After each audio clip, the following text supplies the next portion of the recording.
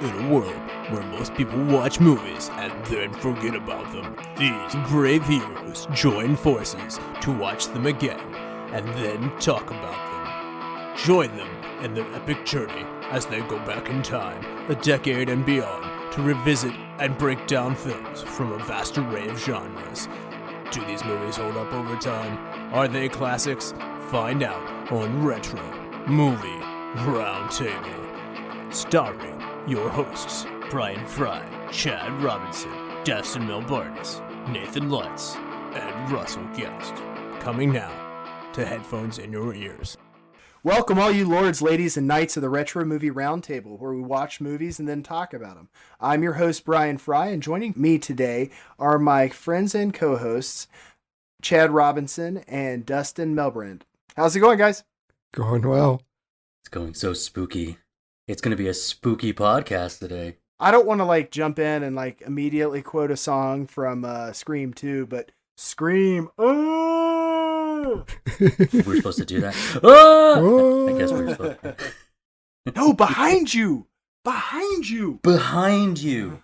Oh man, if this recording is going to be a whole bunch of quotes, I'm down for it.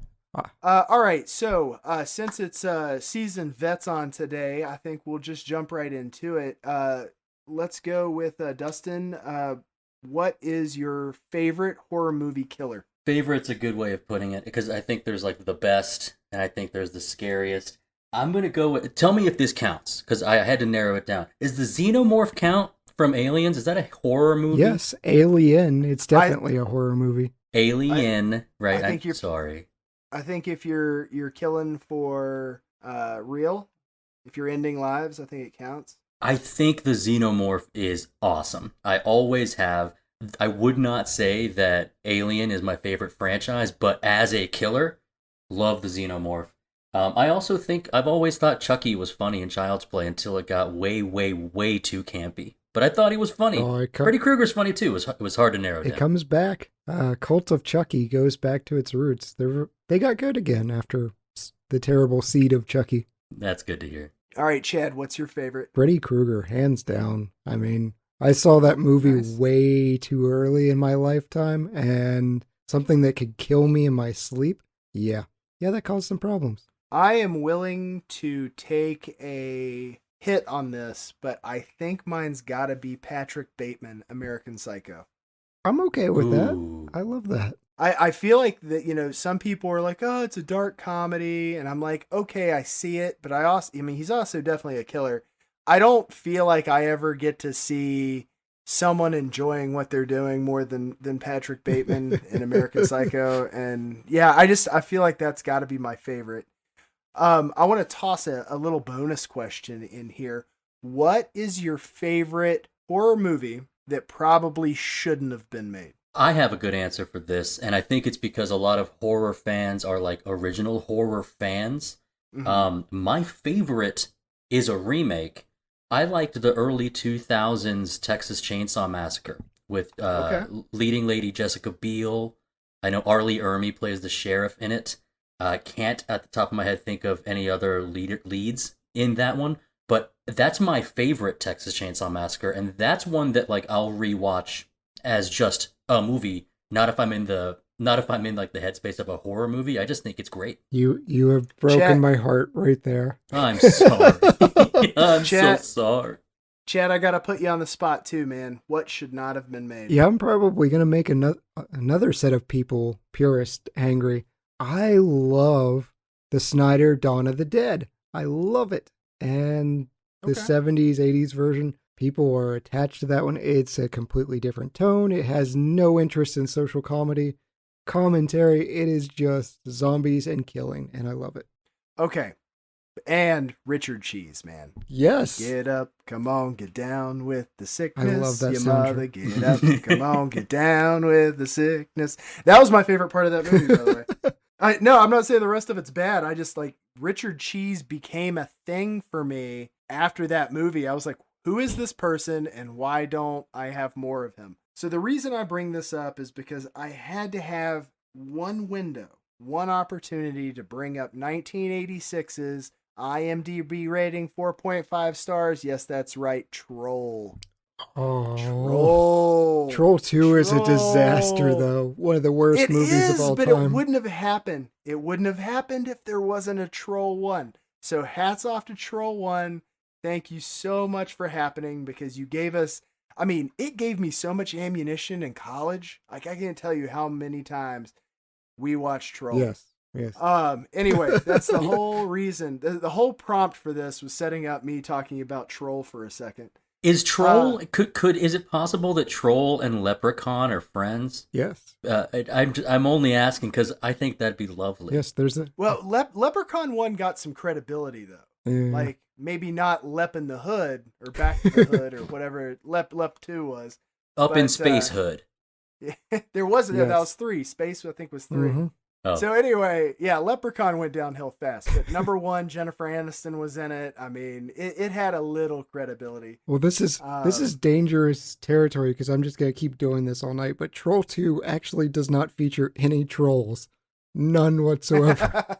They are goblins for no good reason. It's just a hint. It's a seed.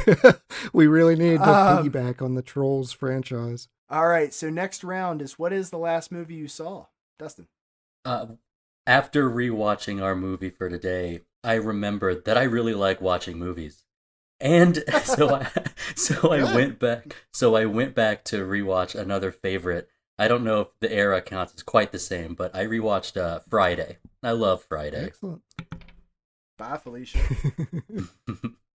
Call that a twin.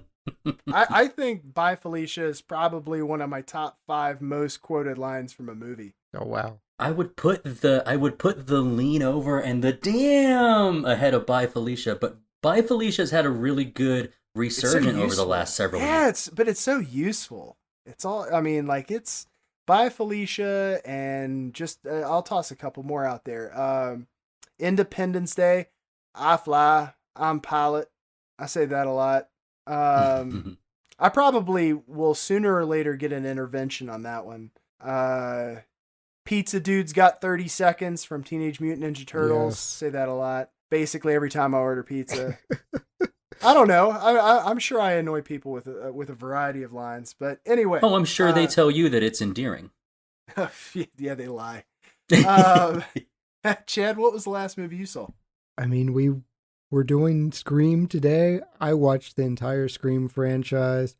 Oh, good. Scream 4 is excellent. This entire franchise, man, it's probably one of the most solid, if not the most solid, horror franchises. I've been riding really, really high on the HBO co-releases, HBO Max co-releases with I'm blanking on which film studio Arliss is doing that.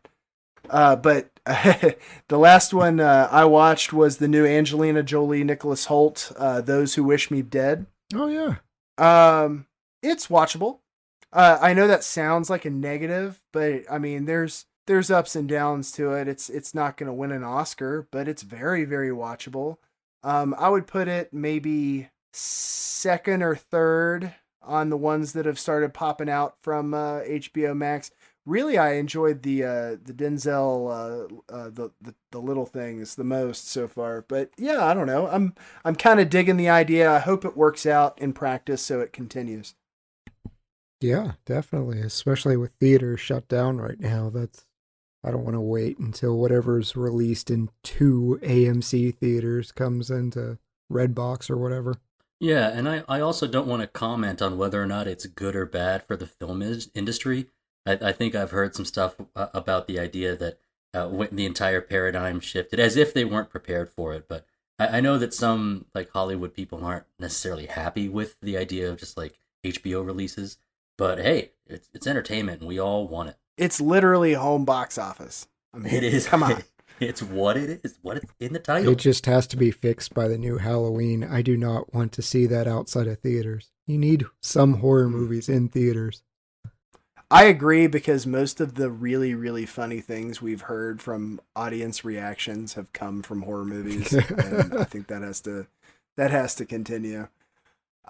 So tonight we will be introducing or reintroducing you guys to the movie Scream. It was released in 1996. It grossed $103 million.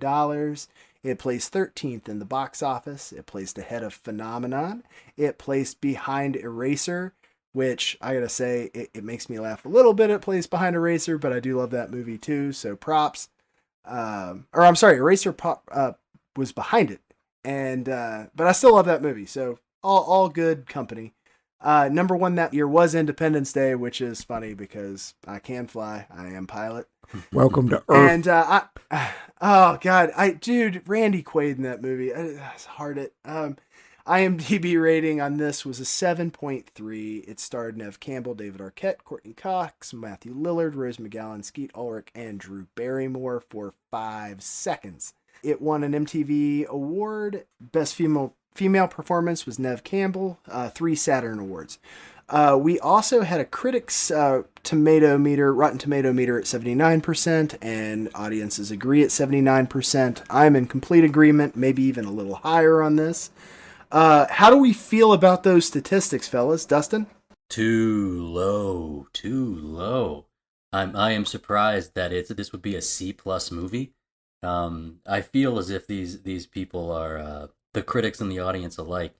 They aren't watching it with the best critical eye. Critics watching with a critical eye, no way. They're buying into what they remember about it. They aren't rewatching it like we do on Retro Movie Roundtable and giving it the honor that it deserves. End of opinion. Well, Scream. If you guys didn't know, right now Dustin was holding a Bible over his head while he preached. Scream was in a weird place because the 90s horror franchises, everything had just been run into the ground. So, I mean, horror movies were just dying on a vine. And this one didn't start out well. So where it finished is kind of impressive to me. I want better for it, but knowing the time frame and just the pain of bad Child's Play that had come in, Freddy had run its course. We were into some really bad Freddy films. Jason, oh my goodness, the films that we were getting, just terrible. Leprechaun, this spread through word of mouth. Like, people saw it in theaters and just told their friends, you actually need to go see this. And so it gained steam later. But yeah, I want better for it all across the board. Well, it's good that MTV got in on this because I feel like, and I'm not going to make any broad statements like this was the first teen horror movie, but I feel like it was a very catered to teen movie as opposed to, you have movies like The Thing where it's all adults, Alien, for a long time and for a lot of things, you may have had teenagers in it at a campground or a lake or something like that, but I never got that teen vibe from it. Whereas this really pulled in the 90s streak of teen movies and then said, all right, let's kill them. Yeah, it's got a little Black Christmas in it. Yep. The teen horror is almost its own genre, right? I feel as if the Faculty. I remember. Absolutely. Teaching Mrs. Tingle. Yes. Mm-hmm. Yeah, and if it wasn't before, it certainly was at this point. And we have Scream to thank for that, or are you saying that if it wasn't the first, sort of like if it wasn't the first, I think it's what put this genre on the map. Yeah, I mean, exactly. Scream set off I Know What You Did Last Summer, Urban Legend, and it also sets off a bunch of this meta humor. We wind up getting self-referential. We see it in Cabin in the Woods in like 2011. Right. So, yeah. I'd say it's harder to name horror movies that weren't teen horror movies in the 90s than the other way around. Oh, absolutely. Especially mid-90s and above. Even Blair Witch, they're teenagers in a wood. Oh, yeah. It was definitely, it was the new thing to beat into the ground. It just hadn't gotten there yet. Me and my dad walked through the woods to go to a midnight showing of Blair Witch Project at a very small theater in Kentucky. And walking back through the woods was memorable for all the scariest reasons. I loved Blair Witch. Had this been my production, it would have been shown on a bed sheet on the middle of the woods, and then on your way back, you would have found all of the crap we had hung from trees that were not there as you walked out. Yeah. So guys, let's start with Chad. I think we know the answer to this already, but tell me about having seen this movie before. Yeah, this is one. There aren't too many horror movies that I hit at least once a year, but this is one of them. It's one I'll even watch on TV, and I won't get too frustrated with. So many. They even talk about it in the movie where The Exorcist, they cut out the good parts and they make it PG-13. This is watchable on TV. So if I find it on whatever, TNT, TBS, I'll sit down and watch it then. I guess this is what I'm doing. It's the Star Wars rule. If Star Wars is on TV, I own it in like 17 different formats. I'm still watching Star Wars with commercials, whatever. I saw it late though. I got all the references early. I mean, it was hard to avoid in schools, but I think it was college when I saw this. And to give a reference, I was 12 when this came out. So it took me a bit to hit the franchise, but I'm a huge Wes Craven fan. Favorite horror movie is Nightmare on Elm Street. So Wes is the man. All right. So tell me about your first time seeing it, Dustin. I'd seen it a half a dozen times or so in between middle school and high school. I think I was, if it's 96, I was 9 when it came out, so I missed its theatrical release, likely. But then it became very much like in the movie where like you're at a party and there's a scary movie on, which I remember being a thing, where like going to a party, it's not like everybody's sitting down and watching the movie, but there's just something on. Yeah. That I remember this one being on. I remember Donnie Darko being on as well. Like, yes. You went to the same parties as us. Yeah. But like I saw it half a dozen times, and I think I was maybe like cynical at the time, or I was like, man, nobody wants to be just sitting down watching a movie. And then another thing about the timing of me seeing it was, I feel like the Scary Movie franchise took away some of the brilliance of how this movie should have like affected the generation, because of, I think in some ways the parody like Scary Movie franchise is maybe more memorable to a large group of us at that time. I'm not sure if I have this right or not, but Scary Movie was actually the working title of Scream. Yep. For a lot of its production. So I definitely think that the Scary Movie franchise was a direct result of Scream. I'm not sure how much it really detracted for me though. Like it definitely, you have to have that. I think it was really like the humanization of the killer in this. I mean, he does get his butt kicked a lot. Or they, I should say. But it's one of those things that I don't know. This is still a horror movie. Like for the funny parts, for the comic relief and everything else, it's still a horror movie. 50 gallons of blood, agree with you.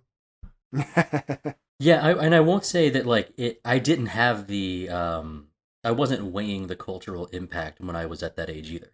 But like in retrospect, looking back, I'm thinking like I think me and my friends were more excited to see like a Scary Movie, a film in the Scary Movie franchise. It's weird to use Scary Movie when you're talking about other scary movies. But I think that we were more excited to see those than we were giving the proper respect to the source material. Yeah, I don't think we really understood the impact Scream had. I mean, yeah, I got confused when I Know What You Did Last Summer came out. It's like, okay, we're doing the same thing over and over. But yeah, just looking back now and seeing what happened to horror, this carried it through until, Blair Witch really resets and we get found footage in a whole other genre. But this is kind of the magnum opus of the slasher genre. This is a love letter to all the slashers of old. It's a champion. Scream is a champion of that time. Yes. So I take it our expectations coming into it this time were all high. Absolutely. Yeah. When this got shortlisted, I was like, oh, please. Dustin was picking it, and I may have threatened him a little bit.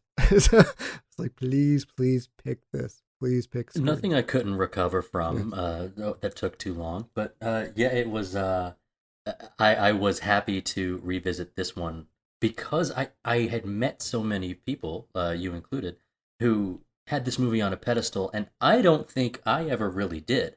It puts the movie on a pedestal. Oh, Buffalo Bob. I feel like I went in with I went in saying I want to believe that like Scream deserves the cred, and we'll save the rating for later. But as far as determining if it deserves the cred, it still does, baby. I really didn't want to believe until the X-Files, but that's all right. So we've answered a lot of questions here, guys, in all of our feelings toward this movie. So all I really want to know is there any piece of this you feel didn't hold up, or is this still legitimate? I mean, obviously, the caller ID. This movie actually influenced caller ID. It wound up being 3 times more subscribed to after Scream, and it's addressed in the sequels. So that's not great. And they actually make a remark about the killer in Friday the 13th being Mrs. Voorhees. Well, now you can't do that. 2009, the movie called Friday the 13th, the killer is Jason. So you'd have to clarify, well, in the original Friday the 13th, stupid stuff like that. But yeah, I think the caller ID is the one that everyone is going to harp on. You know, Star 69 back in the day for you kids. Ask your parents to explain that to you. But Star 69. I think the scenes around like how the violence or the murder was talked about by the kids in the school, I feel as if in today's day and age, maybe teen violence in schools or near schools is maybe too close to a very tough subject for us in the United States. So maybe that's the closest thing, but as a microcosm of just what kind of movie this is, I still think it does what it sets out to do so well. Agreed. Well, we're going to take a quick advertising break. We are going to ruin the crap out of this movie for you if you haven't seen it. Don't say it. Don't say it. Don't say I'll be right back. I'll be right back. Welcome to the Flashback Flicks Retro Movie Podcast. I'm Ricky. I'm Grayson. And every week we review a movie from the past and reflect on things we missed, things we loved, and things we want to see again. Yeah, because we believe any movie worth watching is worth watching again. So if you like films, friendship, and a lot of callbacks, I mean, just so many callbacks, then subscribe on Apple Podcasts, YouTube, or wherever RSS feeds go for like-minded movie-loving individuals. Like you. What happens when 2 modern film fans go back and rewatch all the old classic films from yesteryear to see if they hold up? You get the Classic Film Jerks podcast. Find the Classic Film Jerks podcast on all the major platforms. And welcome back, all you knights, lords, and ladies of the Retro Movie Roundtable. We've got a plot discussion for you on this movie. So if you have not yet watched it, I urge you to pause now. Chad, give us a plot. Sydney Prescott is a high school student with a tragic past. When 2 of her classmates get killed, Sydney finds herself as the new target of the killer.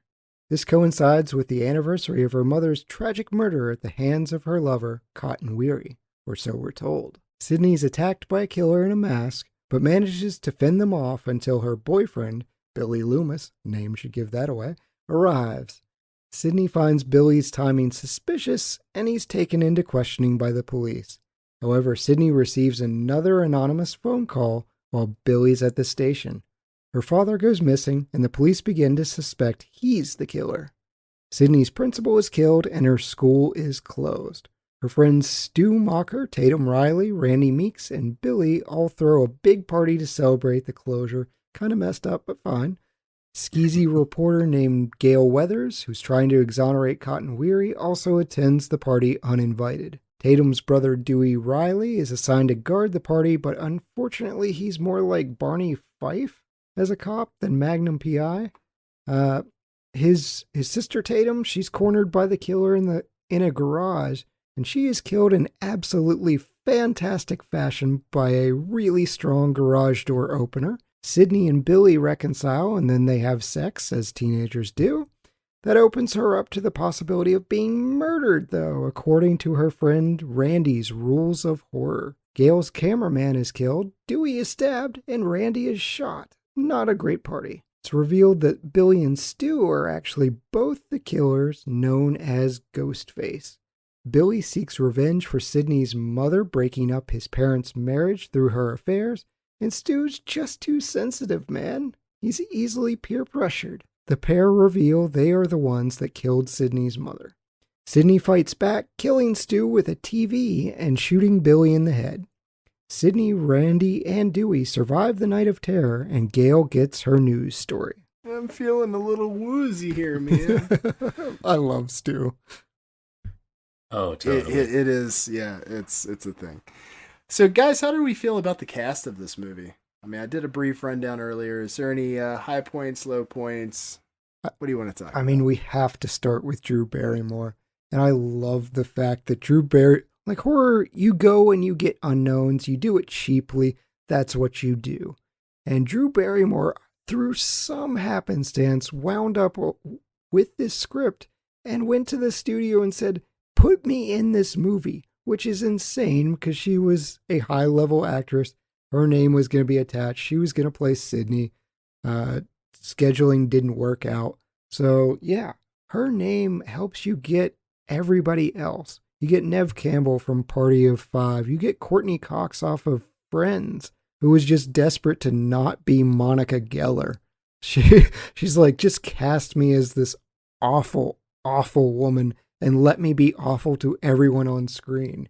You know, Rose McGowan goes on to bigger things. David Arquette goes on to win the WCW championship.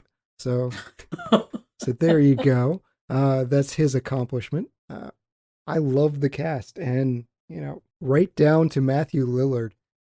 He is so great for me, and he wasn't even supposed to get this part. He gets spotted while his girlfriend's auditioning for another movie, and they're like, "Hey, you want to come read for Scream?" Like, sure.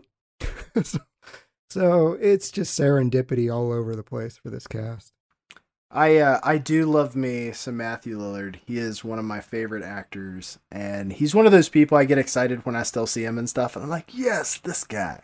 Twin Dustin, Peaks, how about you? I knew you'd know that one. Well, starting with, you said Matthew Lillard first, and gosh, I think we all knew or were that guy in high school. That kind of rubber face, rubber mouth. I think I kept my tongue in my mouth more, but maybe. I don't know. Yeah. It depends on the venue. I will say, like, with that every performance by several and many more of the names that were just listed are exactly what I want. It felt like you knew these people, or you had you knew someone like them. We didn't mention, maybe it was, and I wasn't paying attention. Jamie Kennedy playing a role where I didn't hate him. Yes, because I definitely saw Malibu's Most Wanted in theaters. Oh, no. And walked out. First ever movie. Walked out of real theaters in Pigeon Forge, Tennessee. Walked out of Malibu's Most Wanted. Sorry. But yeah, the whole cast it makes me happy to see them on screen, and to see the performances. I do not know anything else about Skeet Ulrich. I don't know anything else about him, but I love him as Billy. He looks like Johnny Depp, and that's why they casted him. Yeah, because and he does. Absolutely. Even Principal Henry Winkler in his performance. Hey. You know what? Sorry, I called him Principal Henry Winkler. He has a name. I just don't remember what it is. Hembry. Principal Hembry. Hembry. Yeah. Remember, your principal loves you. Yes, I love that. As he's just cursed out a bunch of teenagers and threatened them with scissors. And expulsion. That was awesome. I think I like as an adult looking at the type of principal justice he was gonna go give to these two kids. I was like, yeah, you go get him, Winkler or Embry. Like, expel those kids. Yes, threaten them with sharp objects. That's fine. the scissors. Yes. That's great. All performances, including before you know who Ghostface is, to say that a killer has personality, really has to speak to the acting, right? The acting of even when he's running down attempting to murder, he's agile, he's quick, he's prone to getting knocked into stuff or by stuff. Man, I'm surprised he didn't get knocked out cold by that freezer door. Yes. Every performance, it's not just about who they were, but the performances were, I felt, elevated. Sure. Chet, what do you think? Yeah, I can't praise everyone up and down for their performances. I think Dustin's correct as far as I am not a Jamie Kennedy fan. This is the movie where I enjoy seeing him. He's in the sequel, and I enjoy him in the sequel. I like the Randy character as the one that's more self-aware, the one that goes through, you can't do this. But even he has some smirks and good lines about the guts in the mailbox and whatever. When he gets fired from the video store, he's like, I've been fired twice. Just pops like a Tic Tac and gives this obnoxious grin. Like, he's supposed to be obnoxious and he succeeds because he's Jamie Kennedy. But yeah, Courteney Cox, she went so far away from the Monica Geller stereotype of Friends. You just don't like her when she's talking about, hey, if I'm right about this, I could save a man's life. Do you know what that'd do for my book sales? Oh, yeah. Oh, you are the worst human being. Morally bankrupt. You're morally bankrupt. She's just yelling at her fat cameraman. It's like, yeah, that dude. He catches a lot of the ire, right? When Gale Weathers is on the screen, the any dialogue or anything directed at that cameraman did kind of make me like, just feel sad for a little bit before being uplifted by whatever else was happening in the movie. But I was like, oh man, they're really giving that camera guy the business. All he's doing is eating Cheetos. Like, that's awesome. Yes, he was doing the rocket ship game with the Cheetos. Well, he's just kind of this little kid that's getting bossed around by the mean lady. Absolutely. But he also is just doing his job, and he's part of like the covert, the little move he makes to slide the portable camera to Gale. Yes. I mean, like, he's an integral part of the team. But she still treats him like trash. So this movie was produced by Kathy Conrad and Carrie Woods and directed by the Wes Craven. So I know we've got a lot to talk about on Wes. Do we want to add anything about the production of this? Just that, again, this was supposed to be another low-budget slasher, and it just wound up taking a very different turn. Like, holy crap, we have Drew Barrymore. We're now legitimate, and we've made it a thing. Yeah. Do we need Wes Craven? Do we get someone better? That was actually their thought. Well, and that's a fair thought. So let me follow that thought up with this. Without Scream, where does Wes Craven end up in the Hall of Fame for horror directors? Oh, I think he's still up there. I mean, The Hills Have Eyes, A Nightmare on Elm Street. I like New Nightmare. I'm not a fan of People Under the Stairs. People support it. Last House on the Left is a brutal movie to watch. I think it's good movie, but it's not something I'm going to be like, hey, go have date night and watch this movie. That's more of a watch this movie and then attend whatever religious institution you would prefer. So are we thinking this is the cement though? Like, does this really like, okay, this was it. Like, he's had these home runs. Now this is the game winner. I think so. I think this is the slam dunk of like, you cannot deny me anymore. I oddly enough liked Cursed with Christina Ricci and Jackson. So I'll call it a guilty pleasure. I'll cop to it. I would have said it's more like the cherry on top instead of like the cement. I think we're all saying that like this did nothing but boost the cred. But I guess all I'll have to say is one about the production. It was brought to the table with the possibility / intent of being a franchise, which I think is either gutsy or smart or a combination of both. It's like, we've got something hot here and it's going to be great. And I know that you guys, especially Chad, talking about seeing all the sequels. Like I haven't. I've Scream is just. I've only seen the first. I'm, I guess we'll say, afraid to see the rest, thinking that it might sully the way that I think about the movie. But I guess that the second thing I was only gonna mention was that I liked The People Under the Stairs.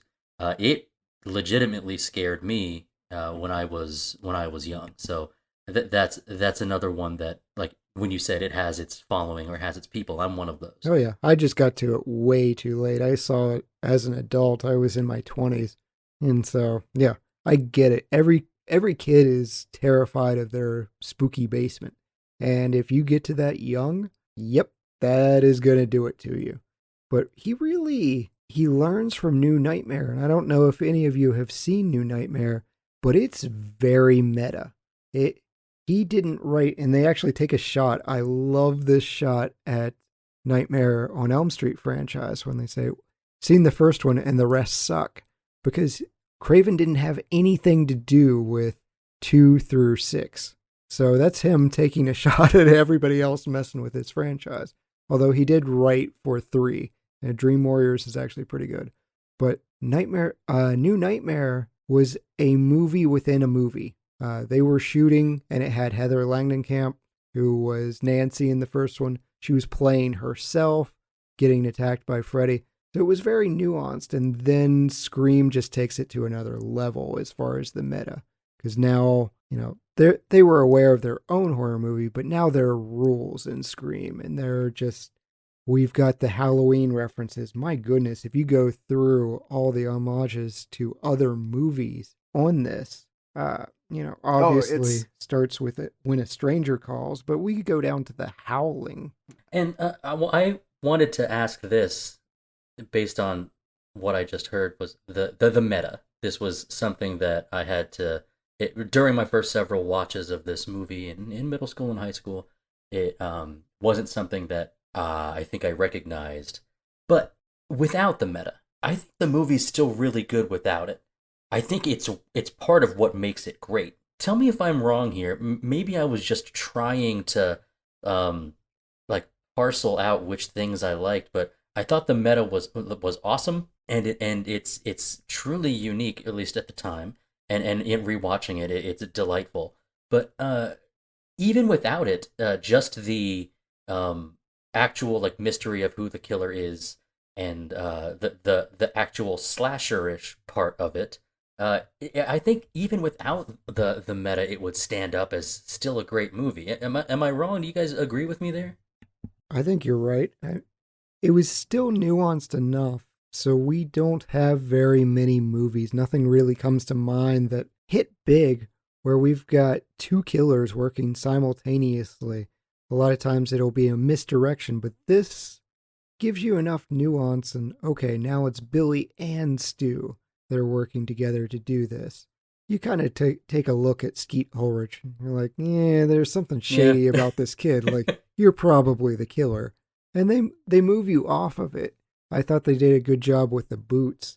So the sheriff, they show you a nice shot of his boots at one point. The sheriff's boots, yep. Yeah, and they had just previously had the bathroom scene where you slowly see the boots lower from the stall, and then the robe descends, which is a great shot. I love that. But it was great misdirection of, well, maybe it's the sheriff who just hates these kids, which is fun. Do you think with the misdirection, with any movie that has a mystery aspect to it, are you seeking to suss out are you seeking to solve it before the movie does it for you, or are you able to relax your brain and let the movie just happen and sort of allow yourself to be surprised? I think when this movie came out, it was before I was actively trying to figure stuff out. I think that this movie was in a kind of a golden age where you allowed yourself to do stuff like that. I'm not sure if I'm capable of it anymore. Yeah, I can't. I do have to point out, Like every time Randy opens his mouth about this, he's right. Like he's basically saying, hey, look at Billy. He's clearly killed someone. He's got it written on his forehead. And Billy does the insane speech in the video store. It's just like, yeah, you probably have. And then he's like, it's Stu. And he was right both times he makes an accusation.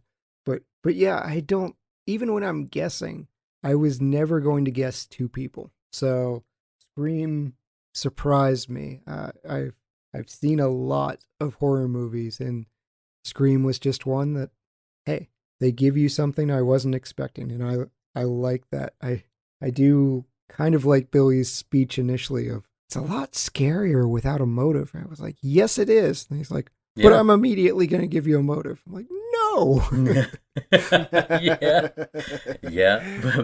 But I am. Stu's was much better. He's just like, I'm easily peer pressured, man.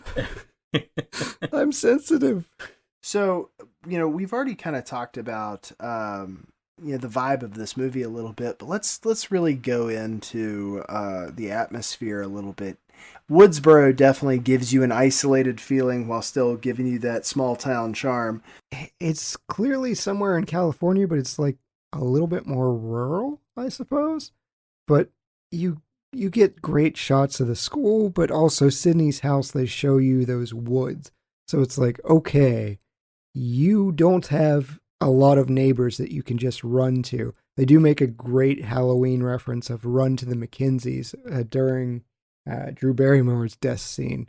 But yeah, the house is actually, the film house, Stu Macher's house, is across the street from Cujo's house. So kudos for... Don't run into that yard. Yes. For that very big horror neighborhood. I kind of want to live there. But I like the high school. I don't mean to marginalize any part of this movie, but I definitely think the Scream high school was the 90s high school. Pick your movie, Drive Me Crazy, whatever the Faculty, whatever movie you pick, that is the stereotypical 90s high school. I think I know exactly what you mean by that. I want to get back to the houses. You gotta have these big houses in a movie like this, so that the chases inside of the homes feel like there's different steps to them, or that they're like several different rooms. If you were going to have a slasher movie in my house, it's actually more like a slasher commercial, because you can only go to 2 rooms and then it's over.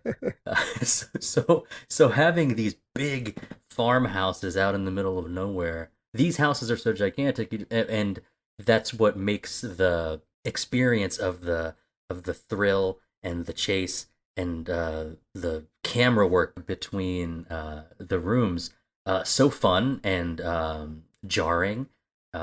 It's awesome. The choice of these big houses is obviously intentional and so much so great to view. There is an area northeast of Santa Barbara, kind of in between Santa Barbara and a little town called Solvang, and the landscape behind Sydney's house reminded me so much of that area. It's kind of another California wine country, at least where they serve a lot of it. And that's kind of where I placed this movie upon this watching, because I hadn't been there the first time I had seen it. But that's kind of the area that I pictured, because you still have to have that kind of Santa Barbara wealth to have those big houses out in that country, but it's also not smack dab up against the coast. Yeah, to Dustin's point, Sydney even talks about it with, it's a horror movie trope. It's like some stupid killer stalking some big-breasted girl who can't act, who's always running up the stairs when she should be going out the front door. It's insulting. You can't run up the stairs in a little apartment or anything else. You need some room to flee in terror, find closet, find different ways. I did think it was interesting, though, watching this again. It's like, after she utters that line, she immediately can't get out the front door and has to run upstairs. Yep. Let's talk about 90s clothing for a minute. Now, I'm a huge fan of everything Rose McGowan wears in this movie. Skeet Ulrich and Matthew Lillard both have about the most stereotypical 90s guy dress code. It's the khaki pants and the no undershirt v-neck sweaters. Or just a plain old t-shirt. Like not like a t-shirt, not a graphic t-shirt. Let's just wear undershirts. Yeah. It's awesome. Neve Campbell got in some good tied around the waist flannel jacket as well, so we have to have that. Yep. Yeah, it's typical 90s fare all over, so I enjoy it. It reminds me of my youth. So I like seeing it. I do have to I have to point this out because I think it's funny. Ghostface's costume, it was originally going to be white, but they changed it because he looked like a member of the Klan. It's a good change. Yeah, it's a good change. Different picture. Yeah. You have a white robe chasing people. They're like, change that. We don't want that. I dig all this wardrobe. I love it because it's not a movie attempting to recreate like what the look of the time was. This kind of just was the look at the time, which makes it even better. You know, loose flannel shirt worn over a plain shirt, or a plain tee. The ribbed sweaters, those, I remember how comfortable those were. Just to kind of have it like draped over you. We weren't quite at the time. I know this isn't the right, like exactly the right timing, but like seeing a movie where somebody's wearing Jinko jeans for real, or Lee pipes is like, oh, hell yeah. I love every single one of the news reporters, including Gail, is wearing essentially like every color of the rainbow, like blazer and skirt combo, like suit, which I also dig, including the hair, the volume of the hair. I like a lot.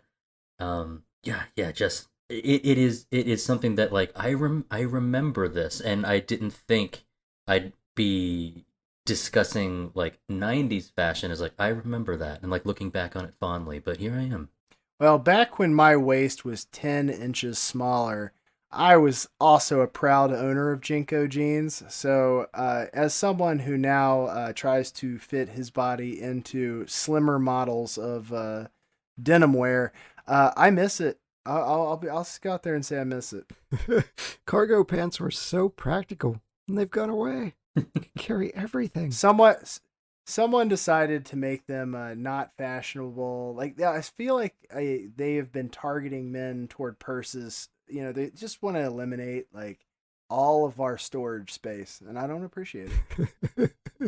Bring back Jinko jeans. Let's talk for a second about the soundtrack and score here. How are we feeling about how the music led to ambiance? Are there songs in here you particularly like? Yeah, Youth of America was a great addition. I think that's a great song. I like their acoustic kind of toned down version. Again, an homage to Halloween of Don't Fear the Reaper. That was a real... I did not like that. Oh. Sorry. So, sticking with the Blue Oyster Cult for Dustin. But yeah, I like that. And the main theme, even when you just get a hint of it, as Casey's being murdered and she's gasping for breath towards her parents, and you get this little hint of their female voices just slowly kind of moaning in the background. The main theme is so 90s grunge, this just 9-inch nails type, and I love it. It's so much different than, you know, the xylophones and things that we were getting, I think, of Tubular Bells. Even Nightmare on Elm Street, there's a lot of that orchestral background where this is down and dirty, which is appropriate for Ghostface. He's clumsy. He gets hit. He falls down. This is a great soundtrack for him. I could not possibly agree with Chad more on this. The one thing that I can hands down 100% tell you was a new realization upon the rewatch for this podcast is Nick Cave and the Bad Seeds' Red Right Hand. Yeah. Made popular by Peaky Blinders.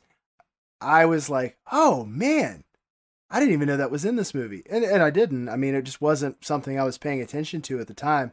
But what a great segue track, going through. This movie really does add some humor to a horror genre that is fairly humorless at this point. And to have that kind of whimsical dun dun dun dun dun dun as they're doing segue sounds. The first time I heard it, I was like, oh, maybe it's a coincidence. And then there's like, "With the red right hand." I was like, oh, it is that. All right. Fantastic. I remember being introduced to that song, at least I think I remember it this way, in Dumb and Dumber. Isn't that when Lloyd is he's taken all the rest of the money before their trip across the country, and he's got a big foam hat on, and I think it's right before he gets all of his stuff jacked by the woman in the motor scooter. Like, I think that's when I was introduced to that song, and for me, I guess that would have been like age 7 or so. So like that was one that like stood out to me. I remembered it. I am going to go super obscuro here, and as I like to do, try to mold Twin Peaks into every part of my life. But Julie Cruz making an appearance on this soundtrack, who did the lyrics to. If you didn't know that the Twin Peaks theme had lyrics, or was released as a song called "Falling," it was sung by Julie Cruz. So when I was kind of looking at the soundtrack 2-3 days ago, I was like, oh, there she is again, and all things come back together with Twin Peaks. Excellent.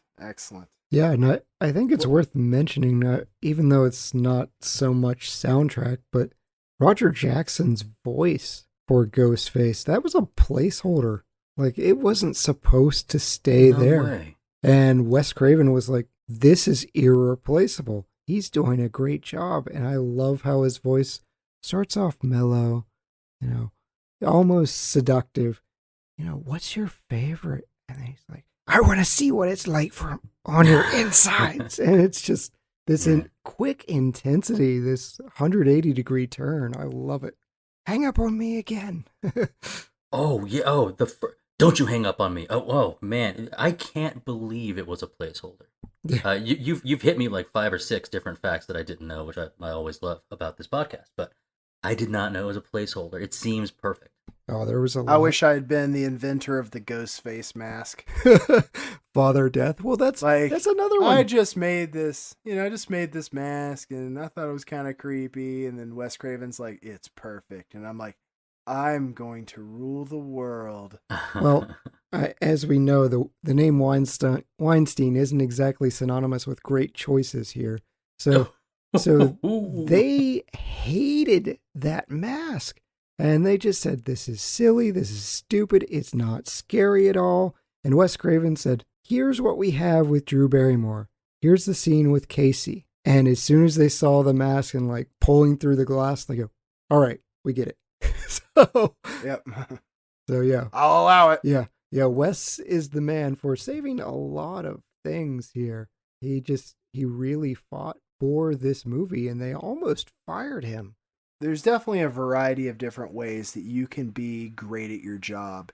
And it's not always just having, the right idea at the right time, but it's knowing when you've struck gold accidentally and keeping it. Yeah. And I'll definitely give the nod to Wes Craven on that. I do feel bad though, like Skeet Ulrich during the filming of this, the stunt, he was wearing a vest when he gets stabbed with the umbrella. He actually had an open heart wound, and the stunt person missed, and they stabbed him in the chest. So like the pain you're seeing on screen, that's legitimate. So oh my God. I can't imagine how bad Wes felt, because there are a lot of retractable knives. The scene with Steve is really cool. You can see there's the actor that's doing Steve is behind them, and then it's a pair of fake legs so he can still move his torso. So that's cool. But to Brian's point, someone was probably asking, all right, Wes, do you really need 50 gallons of blood? And he's like, I'll use it. And I promise. Even if there's a pool party at the end of this, we'll use it.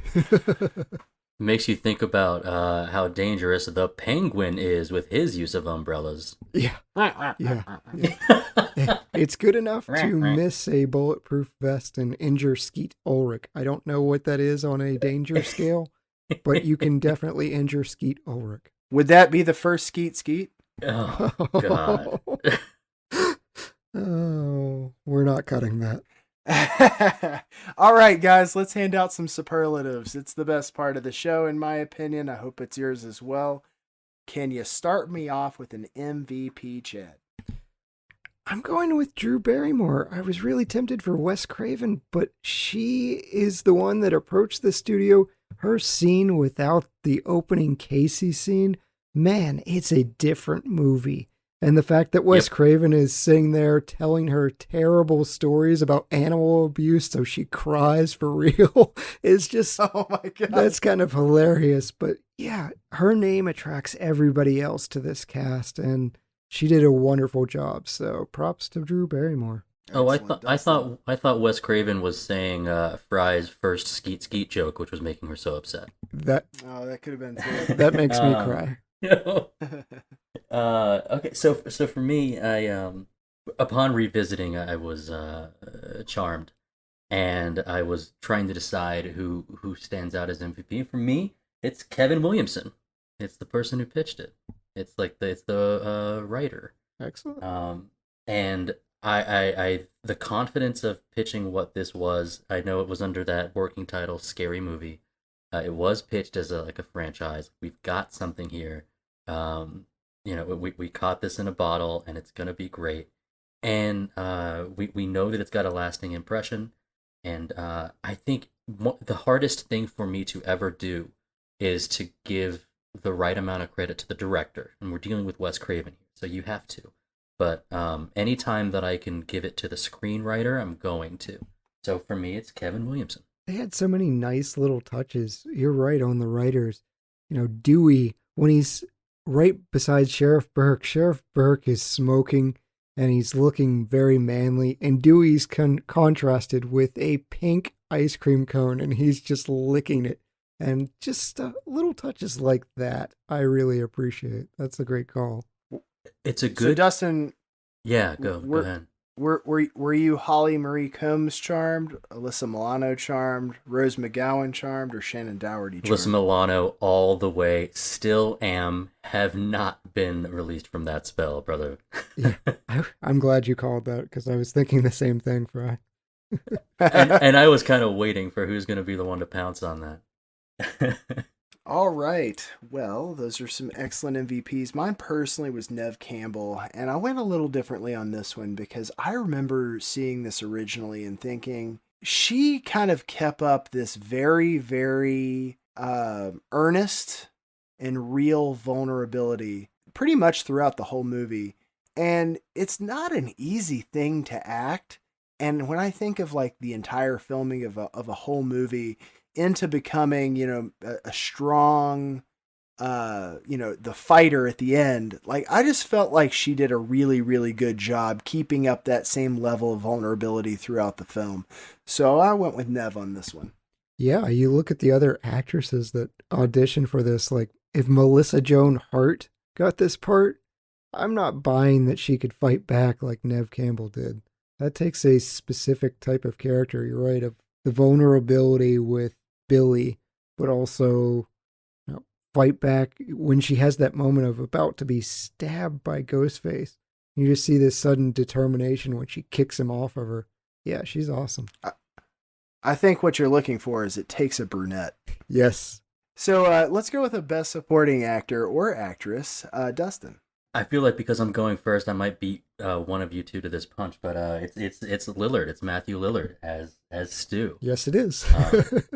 Yes, it is. Is it all three? We'll put a stamp on a ×3 on this. Yeah. This movie, yeah, definitely. The seal of Matthew Lillard approval. He is his movement is rubber. He portrays this that like it's almost like the weird skinny athleticism. If you were to think about it, and if you were to say like, all right, when Ghostface gets hit in the face with the freezer door, and then you take that pratfall, like by definition, the pratfall of falling on the ground. You're like, if you put Shaggy in that role, that's how he would pratfall. Like the speed of Ghostface fits with his lean build, and that's not even talking about just like his facial performance, the amount of like spittle that comes out when he's losing it, and I'm not just talking about some of those gallons of blood, just losing it mentally. Incredible.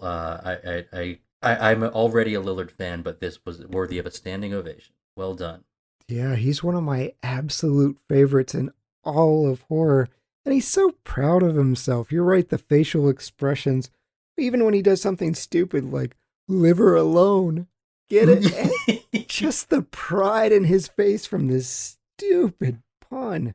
But at the end, did you really call the police? My mom and dad are going to be so mad at me. It's so good. Those man. are lines that could have been a disaster in someone else's hands, but Matthew Lillard, man. So there's a running theory of future Scream franchises that Stu wasn't killed by the TV and that he would orchestrate other kids from prison and they would act as Ghostface. That has never happened. Not to spoil too much, but it just didn't happen. I want him back. Please come back, Matthew. I do too. Yep, I'll take him back. So my bromance with Matthew Lillard started with 1995's Hackers. He was my favorite character in that movie. And it really is. He's hopped from very similar characters, but also with very definitive differences that he's really, walked a line very well with. And even later on, when he's done some of his not so good movies, I was still game because it's Matthew Lillard. Summer Catch, 13 Ghosts, Wing Commander. I was always down because it was Matthew Lillard and because I knew no matter what, I'd at least enjoy him in it. So yeah, he is also my supporting actor in this one. I just love him. Yeah, he manages. Because we all picked him. Oh. Was there anybody else that like it was a tough decision? Because it was my decision right away. I usually like to present when I was teetering between these two. But it was him for me the whole time. Yeah, I was trying to find reasons to put him as my favorite or my MVP. Like, I was like trying to I don't feel like I can make it stick with any other excuse than I'm just such a fan. Yeah, I had the same debate. I was like, is it Lillard? I love him and he really helps this movie. And even the stupid lines like when they're talking about there's no way a girl could be the killer and he suddenly gets really menacing when he's talking about gutting someone and how he would use the knife. And it turns out, yeah, he's actually doing that or willing to do that. But in that moment, you're like, oh, there's more to this character than lovable, goofy idiot that's like licking Rose McGowan, which they had great chemistry, by the way. They actually reminded me of a high school couple. Like the ones that make you feel a little awkward to be around most of the time? Yeah, I think that's what they were going for. Like, yeah, is my girlfriend wanting me to be like that with her? Because it's right in the open. You're going to fall in the fountain. So this, whatever. This will be a minor segue, but we're going to do it because it's Brian's on and I always do this with him. My wife has a thing with horror movies where she can't watch real ones.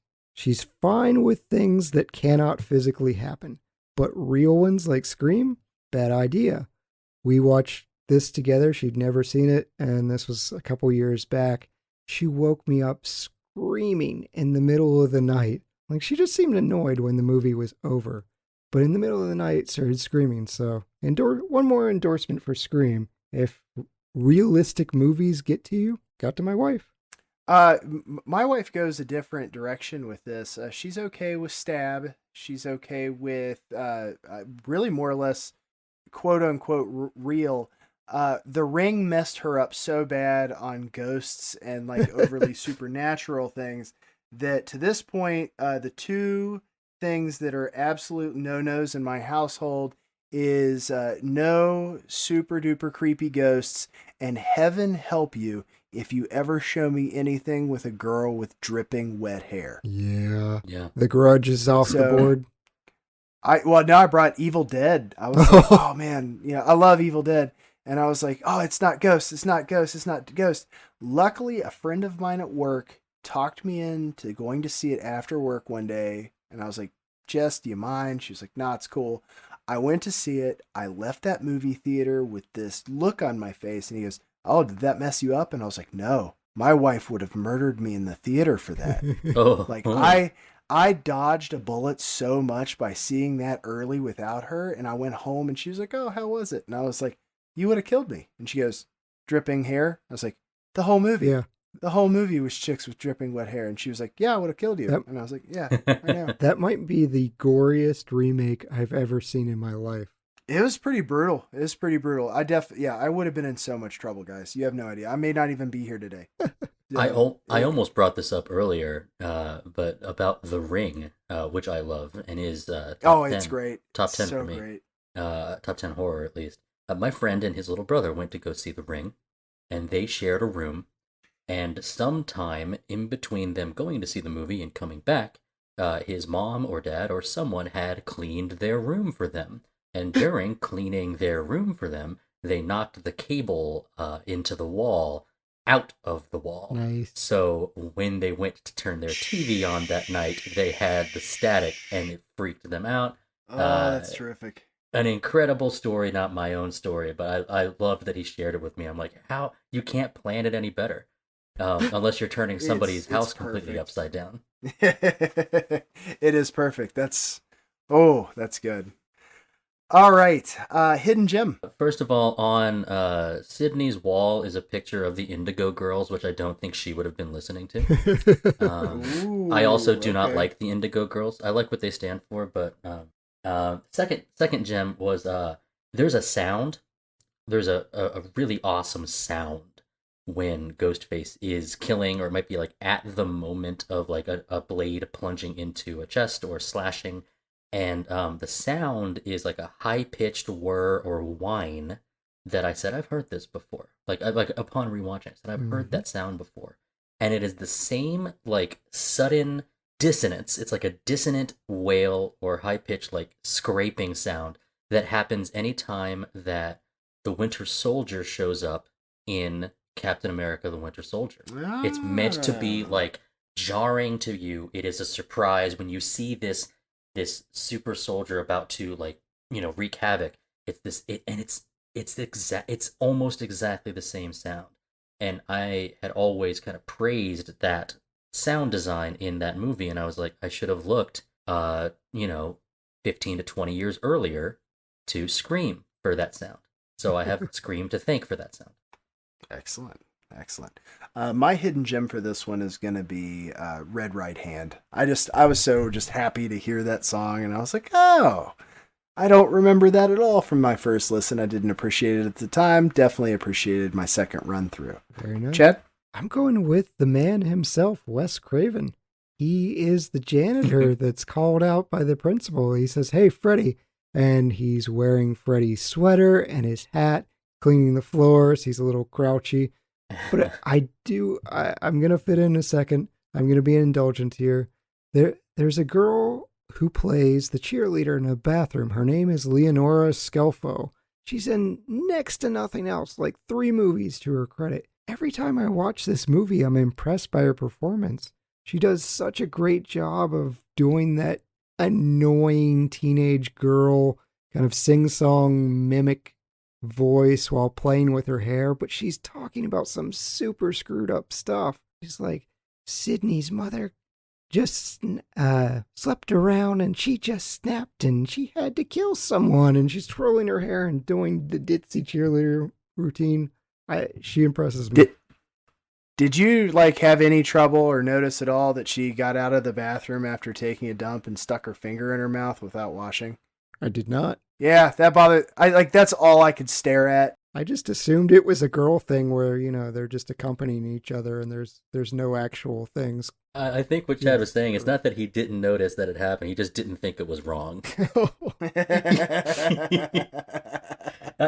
played. Props to the performance / writing of like the other girl that's kind of like a mean girl because by the end of that very short conversation, even the other girl is put off by just the rough How content. vapid she is. Yeah, like I can't even believe like I'm You're mean like pathetic. you, and I can't. Yeah, that's Yeah. the last thing she says. You're pathetic. Yeah. Yeah. Wow. So yeah. Yeah, we all Great have that addition. one friend that goes too far. Like, well, all right. It was funny until Then it got hilarious. Brian is that friend. What is our recast, Dustin? Recast for me was tough because I loved everybody in their roles. For me though, I'm gonna go with, instead of Rose McGowan as Tatum, who I loved, I'm gonna go with Chloe Sevigny as Tatum instead. I think it would increase the slider of edginess / weirdness of that character to a place that maybe 90s teens weren't ready for. So that's mine. It's not because I felt like it could be a better performance. It just changes the role of or the person. How do I put it? It changes the character to be just a little stranger, I think. Okay. I'm excited you brought her up because, Chad, do you know the actress he's referring to? I do, yeah. Okay, I've always pronounced it Savigny. I'm curious, do you have a third pronunciation for her last name? Because I always get excited to get the echo on this to see how many people have it and who's right. No, Dustin had it. Okay. And we all learned something. The more you know. Bring. Yeah, I was tempted. This is such a great cast. I love everyone. So I kind of had to go to the fringes here. I did think about recasting Rose McGowan's Tatum. Nothing against her. She was great. But I think I'm going to replace Kenny the cameraman. I liked him, but I feel like if we could put in Kevin Smith here doing like the Silent good. Bob type treatment, I sort of want that. I like that too. I was kind of thinking on this recast, I needed one kind of pop culture icon cameo. So with mine, I went with Shirley Manson as the principal. Okay. Ooh, God, Like- it just got so much hotter. Right? I mean, maybe that equates to too much violence against women. Like, you have to have more male victims. I get that. But or maybe Marilyn Manson. What if Marilyn Manson was the principal? Like, give me The one. movie just got so much hotter. One cameo of someone who is, Trent Reznor. Give me an icon of the time and music as a really minor bit part in this, and that's what I was thinking. Okay. You're replacing the pop culture icon of the Fonz. Well, that's true, but it's I was thinking more music. Like, I needed that music icon in here. All right. Let's go with best shot, Chad. The scene where Casey's being chased and it's like semi-slow motion with Ghostface slowly closing in and his robes are flapping in the wind and he raises his knife and slowly catches her and stabs her right in the chest. That is just fantastic. And that makes me sound like a very disturbed individual. No,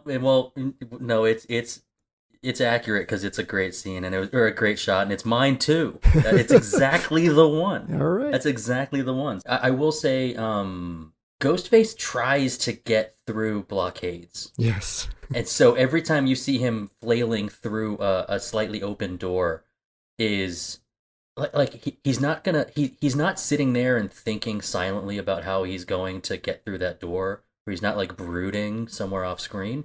He's trying his hardest to get through that door. So like the shots where he's like one arm is through the door and he's swinging the knife. I like that. Yeah, he is kind of a bull in a china shop. Like, just relentless. I'm going to go with the shot. This is briefly touched on, and I was like, no, earlier today. But my best shot was the sheriff and Dewey. Like, the sheriff is just loving chain smoking this cigarette so close to Dewey's head, and Dewey is just eating this strawberry ice cream cone, and the duality of that just is, and he's like, like, it just, that made me laugh. It still makes me laugh. It always makes me laugh. Yeah, Dewey's being so serious too, of just slowly licking his ice cream. And also, he has been conveniently not on camera for an enough amount of time to make it seem like we're still in that phase of not knowing who the killer could potentially be. So even just like the time before he shows back up with that ice cream, it's a time that he's suspect or potentially suspect. Well, they did a great job of making him look like such a doofus, though. When he runs in his tight white T-shirt and he's holding his gun in the middle of the house to answer a phone. Yeah. No one suspects the butterfly. Yeah. All right, guys. What is our best scene, Dustin? For me, it is Principal Hembry. Hembry. It is. I love the scene with the scissors, but right before he bites the dust, he is like acting solo. He's acting to no one else on screen. He's portraying fear. He scares himself in the mirror. I love how like vain he is to like doing his hair in the mirror. But he's walking around the halls a little bit. I just think it's pretty cool to see when an actor just kind of, it's only on him. Like the focus is only on the actor, him or her. And so in that, I liked that scene of like, it's not just the teens in danger. The killer will kill whomever he wants. He's trying on the mask. I do love that. Yeah. Yes. My best scene is the tape lag killings. It's everything in and around the 30-second lag between what's seen in the living room to what's shown in the van. Yes. I love all of that. That entire sequence, everything to do with it was so much fun. Yes. Very good. Yeah, that was great. I mean, for me, I really love the stabbing scene, but I feel like since we haven't addressed it, I have to talk about the rules. No, Randy. Oh, yeah. Randy's stopping. He's like, you don't know the rules? And then he lists these out, and these just became such a pop culture icon of you can never have sex, and everyone's booing him.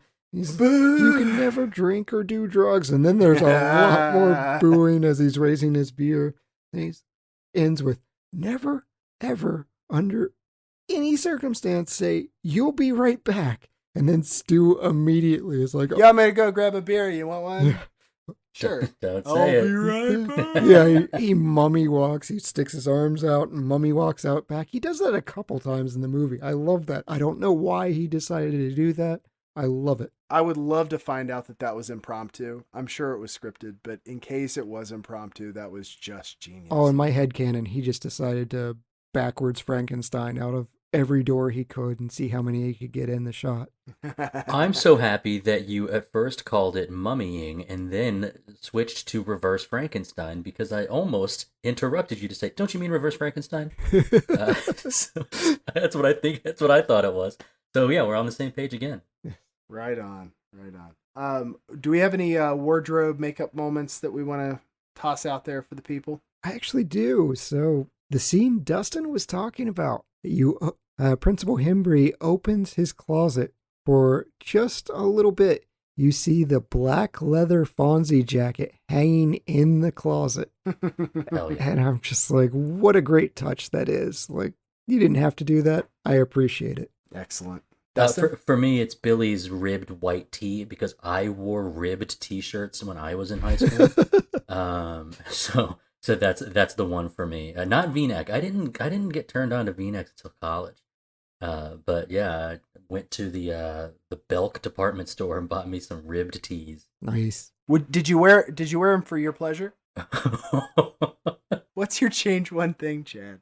I covered it earlier, but I still want Stu to live. I'm going to keep championing this. I'm going to make it happen.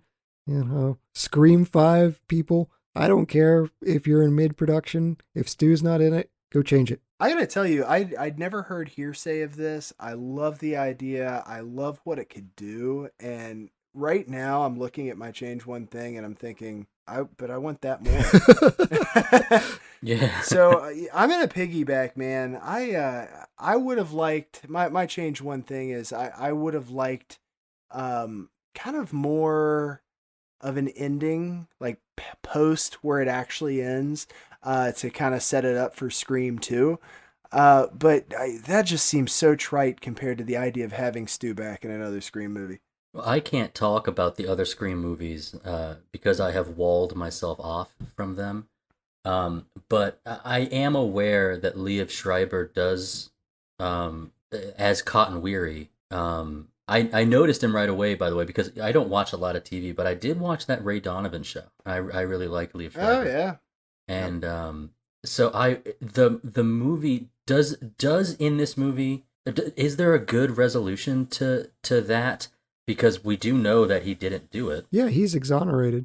But I guess if that whatever To which it I is, have to say, Mr. Melbardis, tear down that wall. I got to start watching more stuff.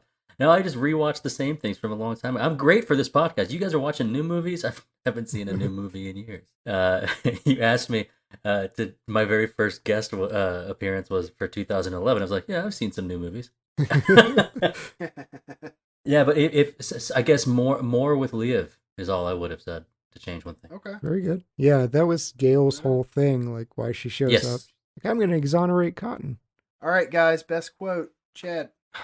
I'm gonna do the "Do you like scary movies?" That's required, but this is my actual one. When Rose McGowan Tatum is in the garage and she's talking to Ghostface, and you've got to imagine I'm nodding my head at one point. It's like, "Do you want to play Psycho Killer?" And there's this slow nod from Ghostface, like, "Can I be the helpless victim?" And another slow nod, and you're just like, "You gonna get dead." Stabby rip stab stab. She did get a great groin shot with that beer bottle, though. So props to the stunt man there. I know I've probably brought it up before, but no beer bottle, full or otherwise, breaks that easily. It literally takes me out of the moment when I see things break that easily. I'm like, no. No, Ghostface was wearing a cup. He came prepared. All right. Best quote for you, Dustin. It is on the phone. It is Stu at the end on the phone when they're talking about the motive. I mean, it says peer pressure. I'm far too sensitive. I love it because he's doing a lot of up close face acting, and his tone changes just from every 5 seconds to 5 seconds of agony to psychosis. I think right before that Sydney says, like, you guys are crazy. I think he, like, kind of peeks over Billy's head and says, we prefer the term psychotic, or something like that. That was the cap to those quotes, so that was mine. Peer pressure. I'm going with I'll be right back. If you took the percentage of times I have said I'll be right back since seeing Scream for the first time, at least 30 to 50% of them I've said, I'll be right back. It's purely because of this. So I've got to go with that one. Excellent. Good quotes.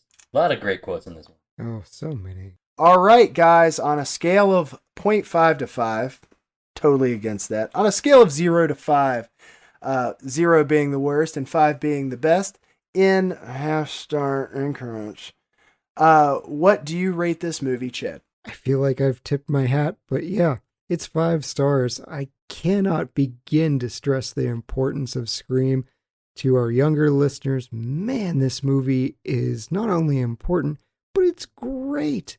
Like, horror was in a state of straight to video. Scream revived horror. It's my favorite genre. This is probably my favorite franchise. It's not my favorite movie, but it's my favorite franchise. So, top tier horror movie, 5 stars. And Dustin? It's hard to go after after someone who loves this movie so much. I will say it's not my favorite genre. I did really, really enjoy it when I rewatched it. And the reason I did is because it's a perfect movie. 5 stars, first time ever. Wow! Excellent. I am can't see it over podcast land, but I am doing the touchdown symbol. Dustin has told me he's going to be difficult, and I was prepared to have my heart broken. I rewatched it, and I realized as I didn't even start taking notes. I turned everything off, and I just fell into this movie again, and I was just, this is perfect, and I was so happy, and I knew that I would be making you happy by giving it the rating that it deserves. It's a perfect movie, 5 stars. I'm dancing podcast. Oh man. man, I was so ready just to give this a solid 4 and be done with it, but I'm far too susceptible to peer pressure, man, so I'm gonna go with a 5. Yeah, it deserves it. It deserves it. It's a 10. Freaking 10. All right. So we're gonna select a movie for next time. Who wants to pick? Yeah, I'll do it. All right, Chad. Option number 1, 1944's Gaslight. Years after her aunt was murdered in her home, a young woman moves back into the house with her new husband. However, he has a secret that he will do anything to protect, even if it means driving his wife insane. Option 2, Touch of Evil. A stark, perverse story of murder, kidnapping, and police corruption in a Mexican border town. Option 3, Laura. A police detective falls in love with the woman whose murder he's investigating. All right, we're going old school. I'm going to go with 1944's Laura. All right, we're going with Laura, folks. Well, thank you all for coming. Thank you, Chad. Thank you, Dustin, for being here. Thank you, listeners. And thank you all, the lords, ladies, and knights of our Retro Movie Roundtable. We invite you to reach out to us. We want to hear from you. Subscribe, rate, and review us on iTunes, Spotify, Stitcher, or wherever you get your podcasts. Give us a like on Facebook, a comment, a question, anything you like. Follow us on Twitter at movie_retro. Email us at retromovieroundtable@yahoo.com. Producing and providing this podcast is fun but not free. We invite you to support us at our Patreon page, www.patreon.com/retromovieroundtable/. Any contribution is much appreciated and will go toward making the show better for you, the listener. As always, thank you for listening. Be good to each other and watch more movies. Go for it. This war is mine. Your war is arrogant. That makes it evil. That's mine.